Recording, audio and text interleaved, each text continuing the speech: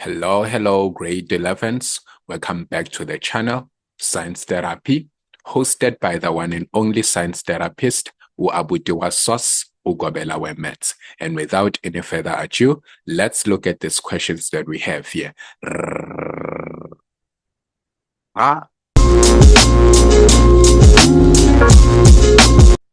Okay, so we have provincial examination, June 2024.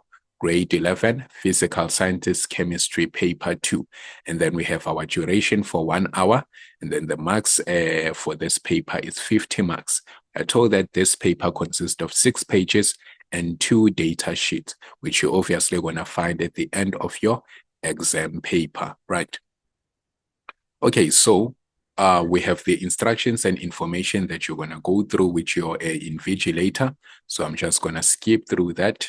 And then, okay, we have question 1, multiple choice questions. They say 4 options are provided as possible answers to the following questions. Each question has only one correct answer. Write only the letter A to D next to the question number 1.1 to 1.4. Right. And then in the answer book, for example, if you have 1.5 is A, you're just going to say 1.5 is A. But then obviously we don't have 1.5, so there is only the example, right?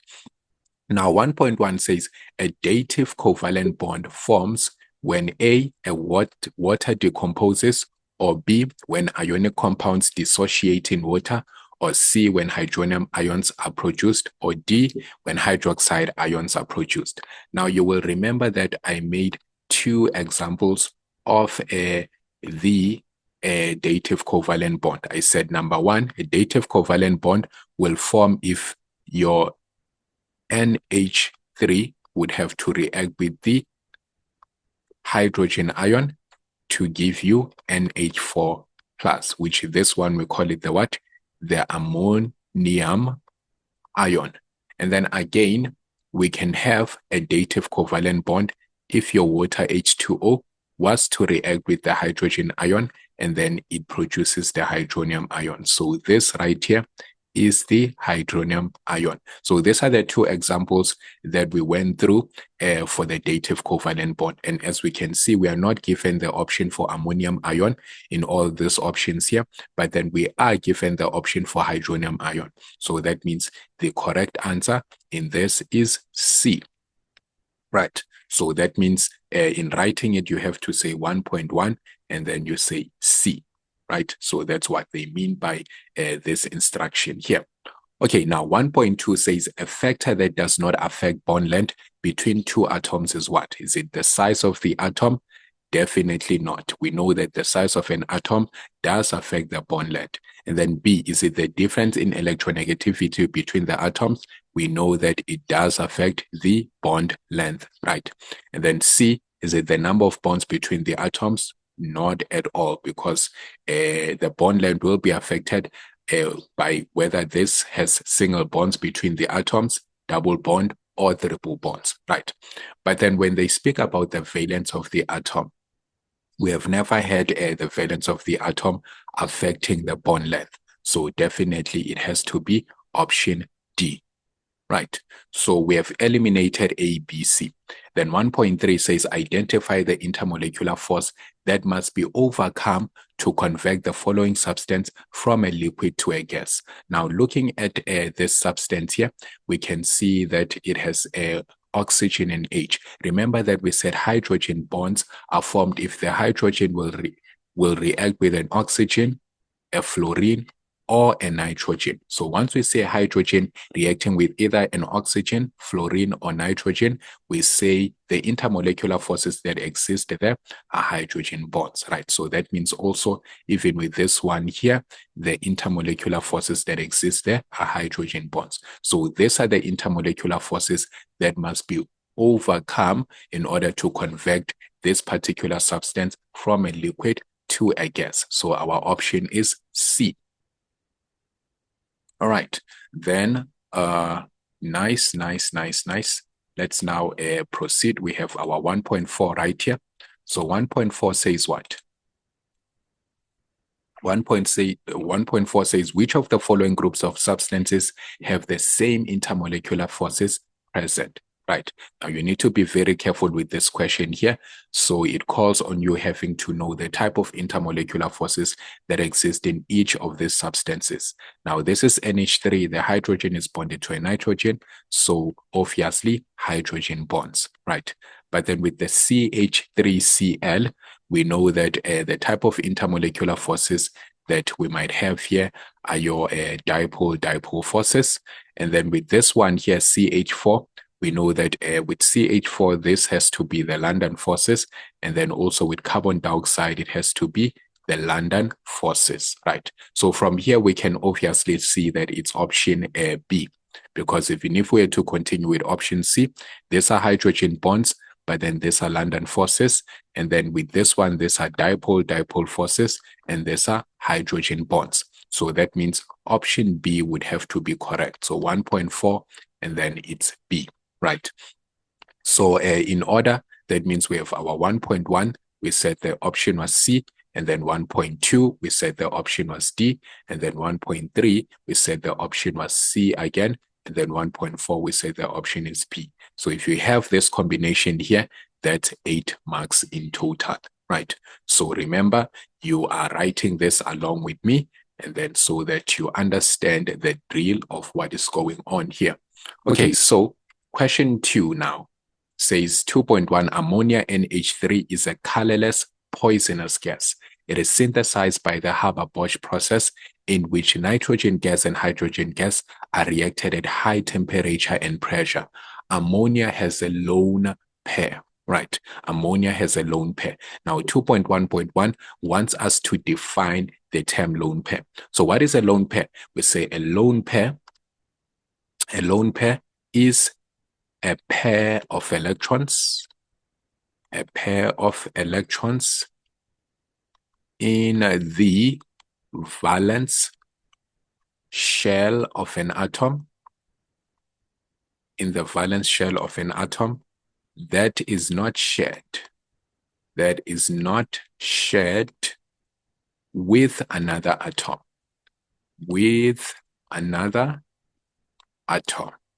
right?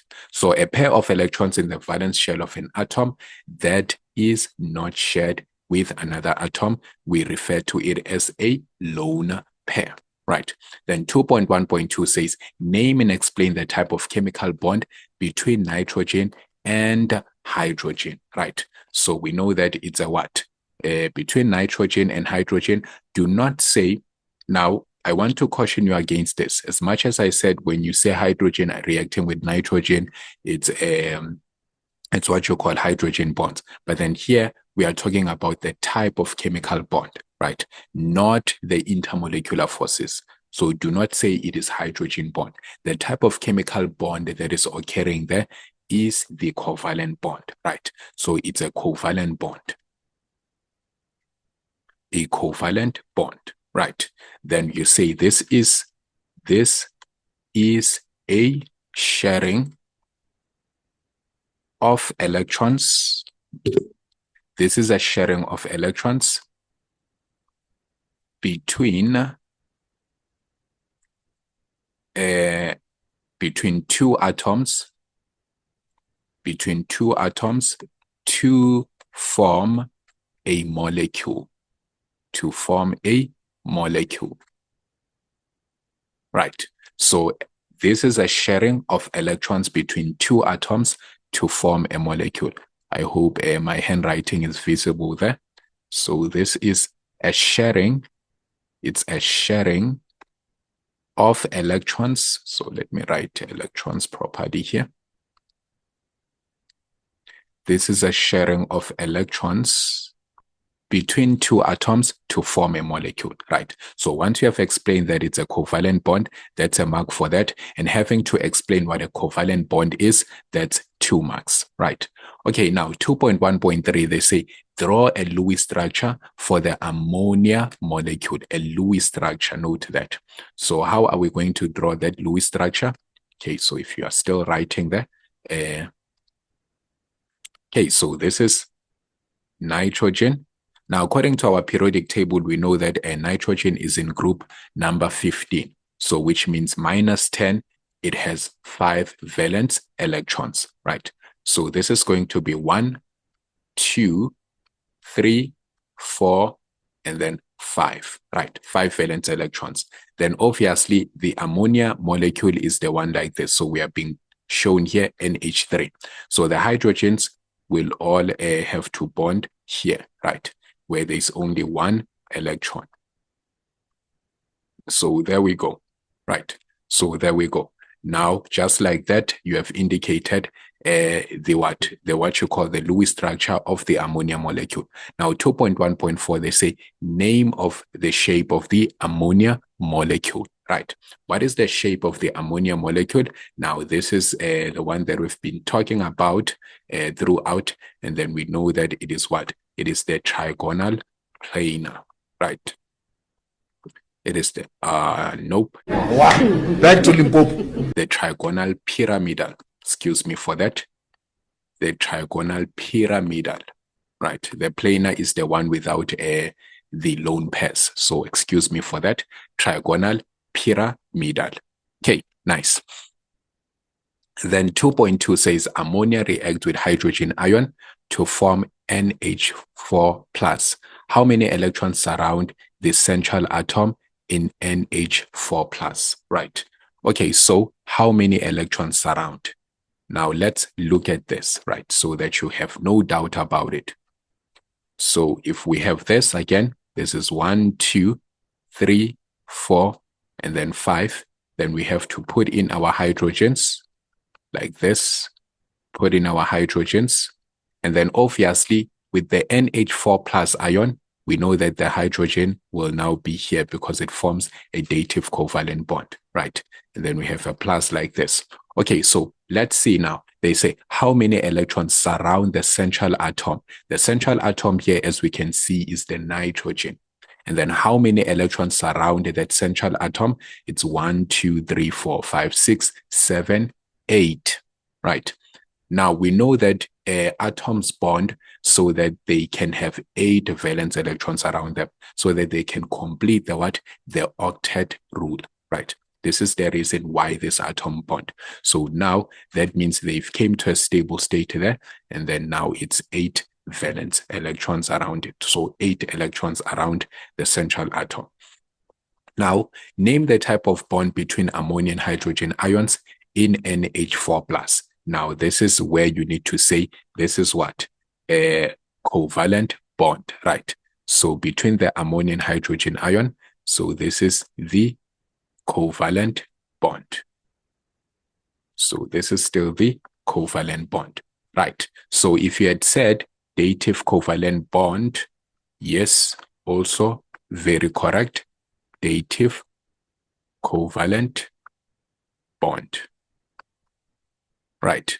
Because now you understand this is where now this hydrogen will come with an empty orbital, and then it will have to take the electron from this nitrogen, right? So both electrons will have to be provided by that nitrogen atom, right? So it's just simply dative it's just simply covalent bond, or you can say dative covalent bond.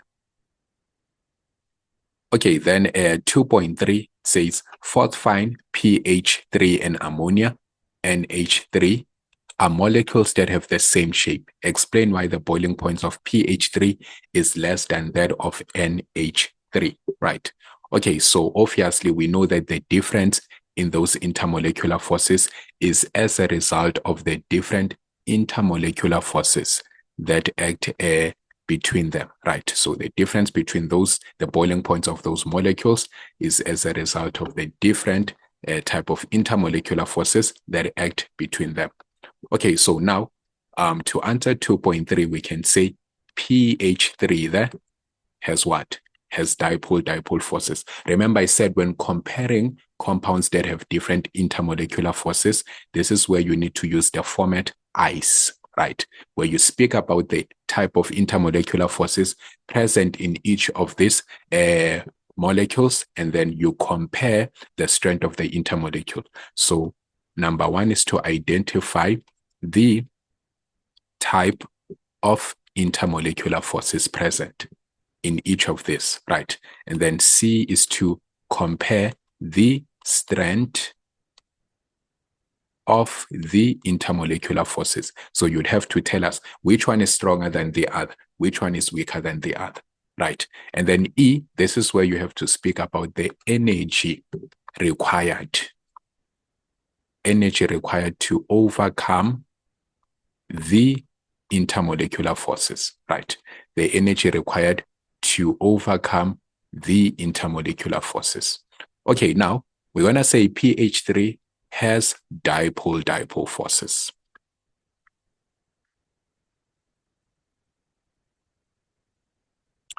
While the other one, ammonia, NH3, has hydrogen bonds. Has hydrogen bonds, right? And then now point number 2. This is where now we compare hydrogen bonds. Hydrogen bonds are stronger than the dipole-dipole forces. Dipole-dipole forces. See? And then the final point you will then say now, that means more energy is required to overcome the hydrogen bonds in what? Hydrogen bonds in NH3. And then you can then conclude and say, thus NH3 will have a higher boiling point. Will have a higher boiling point. Right. So that's it, guys. So you just mainly tell us that pH3 has dipole-dipole forces, while NH3 has hydrogen bonds. Hydrogen bonds are way stronger than the dipole-dipole forces, and then more energy is required to overcome the hydrogen bonds in NH3, which is your ammonia. Therefore, ammonia will have a higher boiling point. So that's the structure that you always use when it comes to comparing that, right? When it comes to speaking about this. So done with your question 2. That's 16 marks in the bag if you have all of that correct, right? We're enjoying ourselves here. Right. So keep your momentum and then let's go to question 3 now. Okay, so now we have question 3. It says the diagram below represents the bonding that takes place in a molecule, right? The electronegativity difference between element X and oxygen is 1.0, right? So 3.1 says define the term electronegativity, right? Now, what is electronegativity? We say this is the measure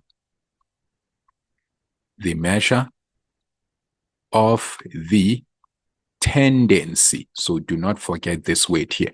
The measure of the tendency of an atom in a molecule to attract bonding electrons,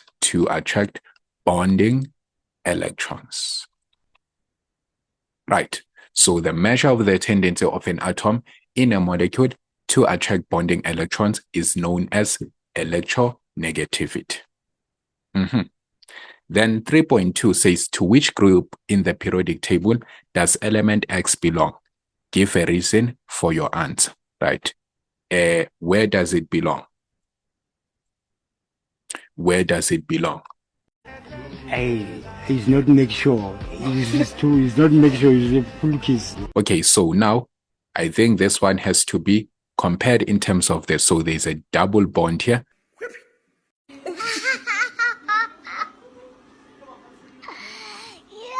Okay, with the double bond forming, we know that this is 1, and then 2 that's coming over here, that's 1, 2. So remember that oxygen here has 6 valence electrons, right?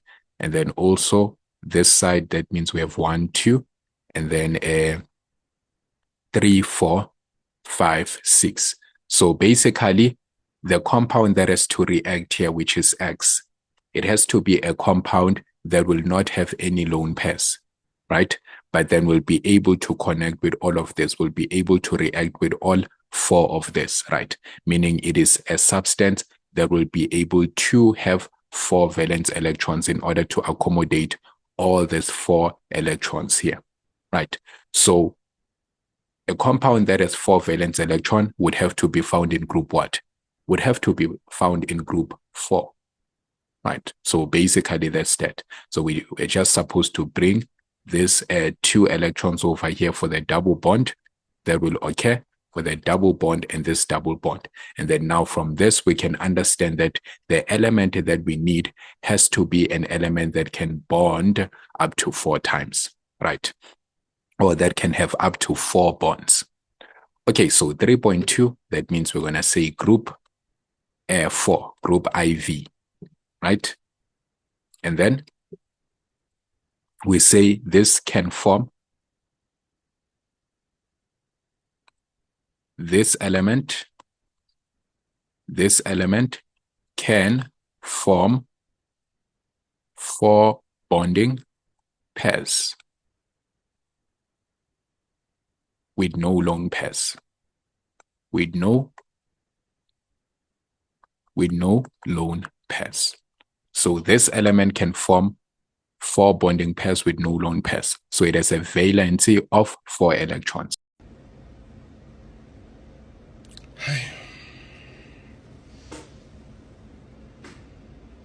What would be that element? What would be that element? So the element, the most famous element, obviously, that can form 4 bonds with no lone pairs, we know it to be what? We know it to be carbon. So that means what we are looking at here is carbon dioxide. So let's see. So this is how it would go. 1, 2, 3, 4. And then also here 1, 2, 3, 4, 5, 6. So you are looking at that double bond here.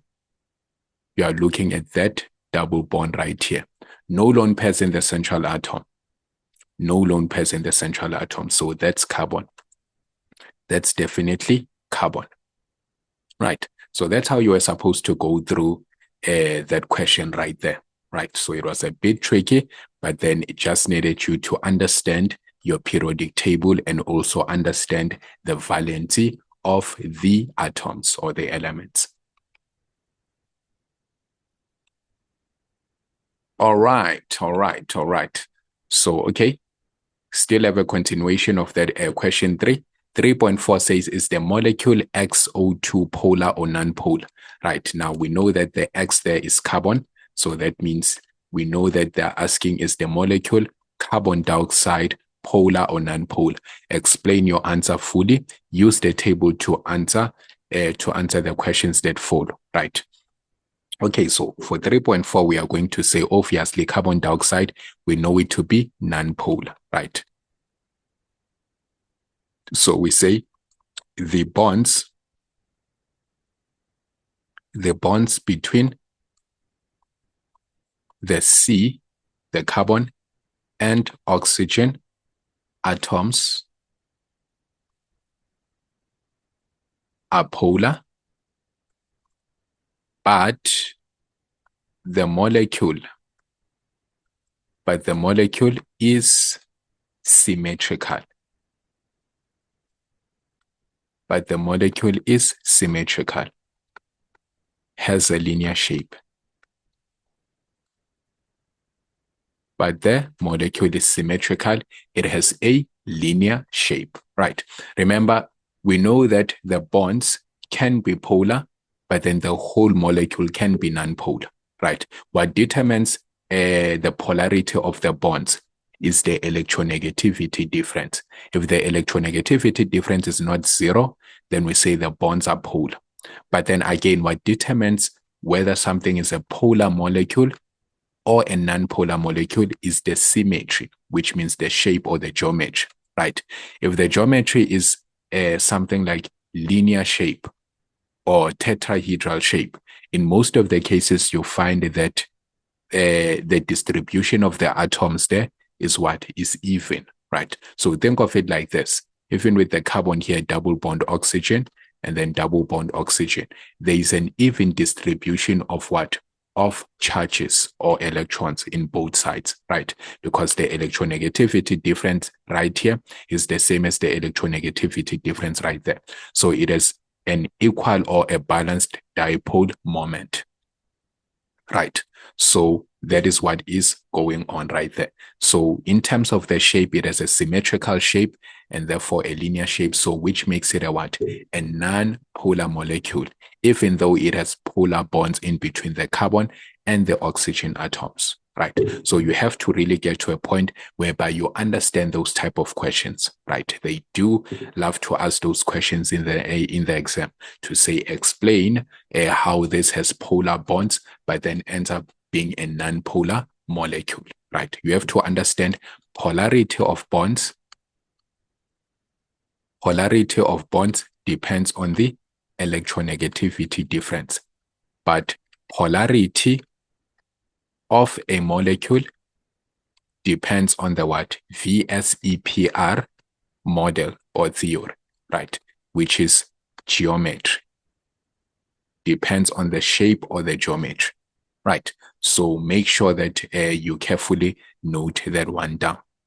Okay, then 3.5 says, define the term bond energy. What is bond energy? Now, bond energy, we are going to say is the energy needed, right? The bond energy is the energy needed to break or to overcome, to break 1 mole of its molecule into separate atoms. Right, there we go. So this is the energy needed to break 1 mole of its molecule into separate atoms. Then 3.6, from the data provided, what is the relationship between bond length and bond energy? Right, so from here, let's figure out the relationship. Looking at the bond energy, we can see that the bond energy is decreasing going down the table, but then what is happening to the bond length? The bond length is increasing going down the table. So in other words, we can say as the bond length decreases, as the bond length decreases, the bond energy increases, right? So do not say they are inversely proportional because you still have to explain what is inverse proportion. Rather, let's say as the bond length decreases, the bond energy increases. Or you can say as the bond energy decreases, the bond length increases. Get the point? Okay, so from there on, we now have question 4, which is our last question. Question 4 says, the graph below shows the boiling points of different substances from group 15 and 16 on the periodic table. Then 4.1 says, define the term boiling point in weights, right? So there were a lot of definitions here. Now, what is boiling point? Say boiling point is the temperature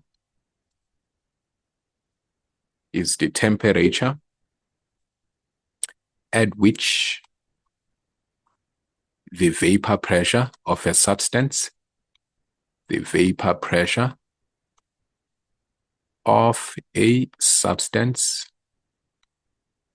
is equal to the atmospheric pressure.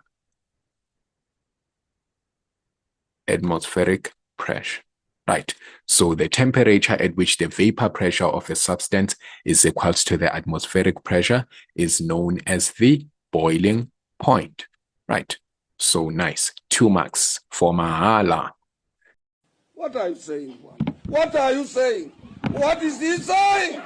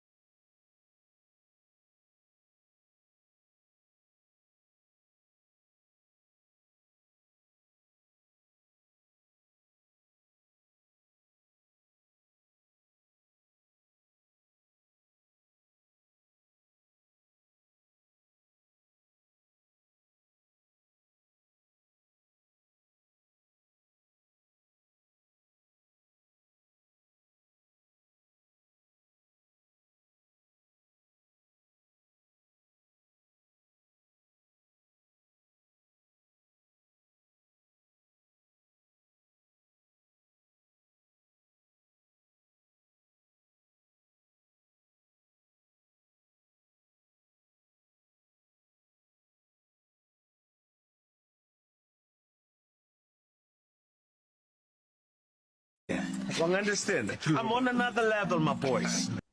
I'm not the one with the nicest handwriting. So yeah, you have to depend much on what I speak. NH3 and H2O have hydrogen bonds, while the rest of the molecules have dipole-dipole forces. Hydrogen bonds are stronger than the dipole-dipole forces, and then more energy is required to overcome the hydrogen bonds in NH3 and H2O. Thus, H2O and NH3 have higher boiling points, right? So that's basically that. Okay, now let us proceed. Okay, they're saying the boiling points increase from H2S to H2TE. Identify the strongest type of intermolecular forces present. So remember, we did mention that the intermolecular forces present in all those other molecules are the dipole-dipole forces, right? So they just want to test if we are sure about that. So dipole-dipole forces. Now explain the trend that can be seen in their boiling points. Explain the trend that can be seen in those boiling points, right? So to explain the trend for 4.3.2, we are going to say here, let's look at this. Let's look at what we have. So they said from what? H2S to H2TE. So H2S to H2TE, as we can see, this is what we are talking about here. And then obviously we can see that with all of this here, the boiling point keeps on increasing, right? So how do we then explain that trend? We are going to say, so we are giving the answer to 4.3.2.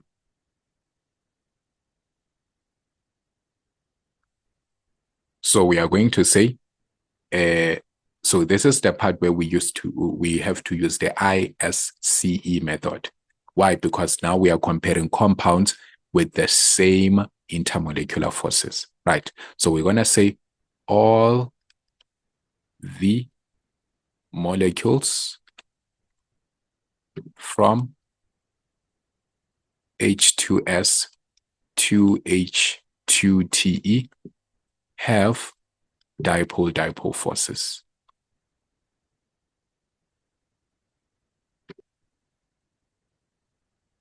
And then S here, that's where we speak about the structure or the size of the molecule.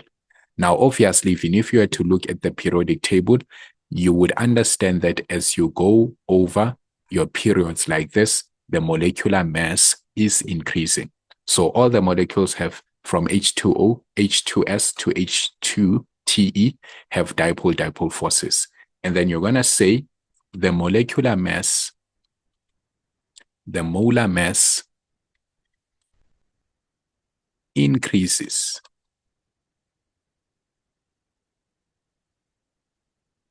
from H2S to H2TE. So the molar mass keeps on increasing as you go from H2S to H2TE, right? And then, okay, which means now the strength of the dipole-dipole forces,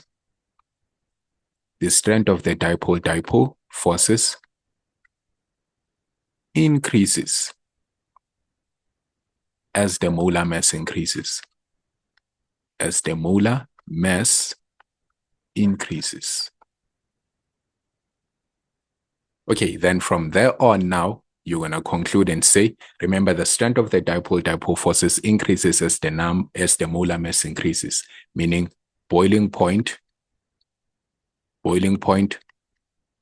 also increases. Thus, boiling point also increases from H2S to H2TE. So this is just a full explanation. For 2 marks, it would just be enough to give us 2 points, but then I'm just giving you the full explanation so that you understand what is going on. So all the molecules from H2S to H2TE have dipole-dipole forces.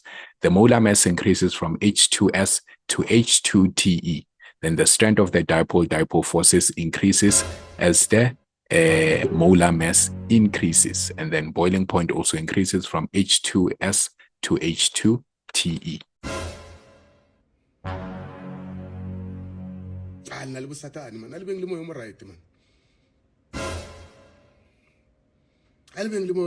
Please, man.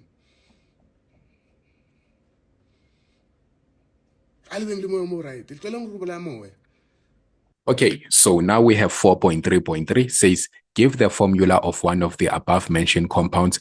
There will be a liquid at 0 degrees Celsius. Note that, a liquid at 0 degrees Celsius, right? So this is how we do this. Now, if we go back here, we have a problem. Our boiling point is not given in degrees Celsius. So now we have to remember that 273 kelvins is actually 0 degrees Celsius. So that means everything that we are talking about here is in comparison to this 273 kelvins here that we are seeing. Now, we can see that there are actually two compounds here that will be a liquid at 0 degrees Celsius. Now, note that this is the boiling point. The dot here indicates the boiling point of all these compounds, right? Of all these compounds. Now we can see that the boiling point of all these compounds is below 273 kelvins. So that means they all boil at a temperature that is below 0 degrees Celsius, right? So according to your heating curve, this is what we know. According to the heating curve in grade 10, we know that here we have a solid, then followed by the melting point. We have a liquid, then followed by the boiling point, and then we have a gas, right? Now, if all of these have a boiling point at the temperature lower than 0 degrees Celsius, that means at 0 degrees Celsius, all these compounds that you are seeing here will be gases, right? Will already have been gases. But then this one is only reaching its state of changing from a liquid to a gas at this point here, which is above the 0 degrees Celsius. It's above the 273 kelvins. Note that. Now, which means that in between here, remember, before something reaches its boiling point, it is a liquid, right? Before it reaches the boiling point, it is a liquid. So that means at 273 kelvins, this one compound here would still be a what? Would still be a liquid, right?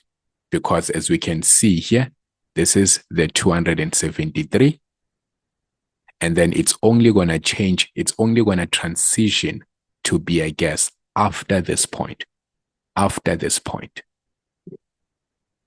So that means our answer there is supposed to be what? Our answer is supposed to be H2TE.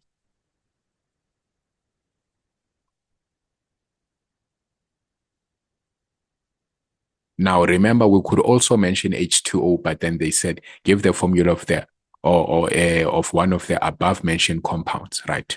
The compounds that we are talking about in 4.3 here, H2S to H2TE. So this was just between that, right? We were just supposed to look between this 1, 2, and 3. So it's H2TE. Then 4.4 says in the laboratory you are provided with the following chemicals. That's Cl2, SO2, and sodium bromide. Identify the intermolecular forces in each of the above compounds. So 4.4.1, we know that Cl2, that's what we call as a diatomic molecule. We know diatomic molecules have what? London forces. So this here we have London forces. And then for SO2, we know that we have what? Dipole-dipole forces. Dipole-dipole forces. And then with the sodium bromide, NaBr, we know that we must have what? Ionic bonds. Ionic bonds, right? So this one, even if you were to calculate the electronegativity difference, you could see that the electronegativity difference will be greater than 2.1, right? So that one has ionic bonds. Then 4.4.2, which one of the above chemicals will have the highest vapor pressure? Highest vapor pressure.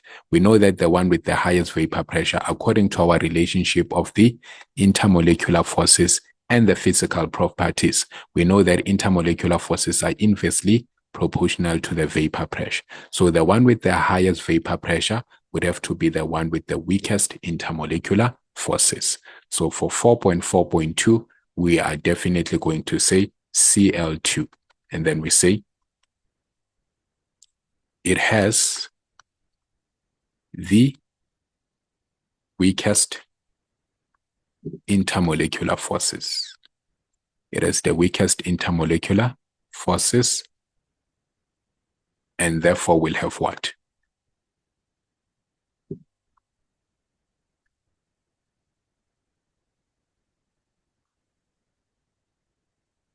And therefore we'll have the lowest boiling point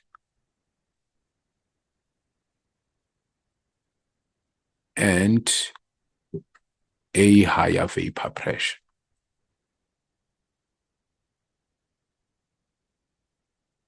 Right, so that's the explanation right there. So 1 mark for saying that it is chlorine gas, and then to explain, 2 marks, right? So it has the weakest intermolecular forces, and therefore we'll have the lowest boiling point, and thus a higher vapor pressure, right? And that's how you are supposed to go about tackling this question here for 50 marks, right? So make sure that you come back to this video, play it as many times as possible, and just try to understand the approach that I took into answering these questions.